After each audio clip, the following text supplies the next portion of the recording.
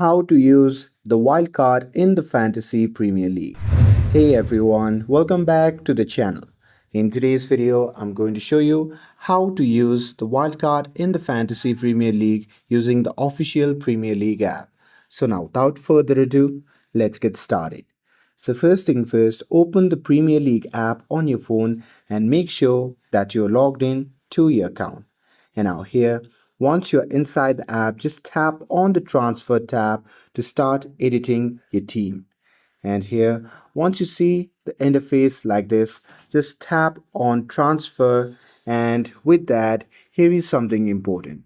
So here, if you make more transfer than your weekly free transfer allows, then you will lose point in the next game.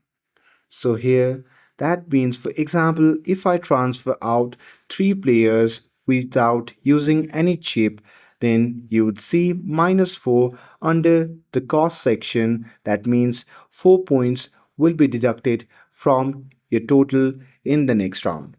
But as you can see, the wildcard is not available right now in my case, but if your wildcard is available, you can avoid that penalty.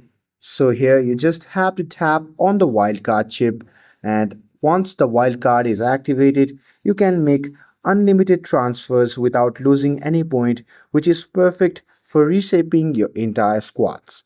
And after finalizing your new team, you can just tap on confirm transfers, and after that your wildcard will now be active and all changes made will be permanent for your fantasy squad going forward.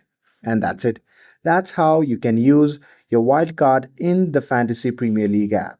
With this, if you found this video helpful, then don't forget to like, share, and subscribe to get updated for more videos. Thanks for watching, and I'll see you in the next video.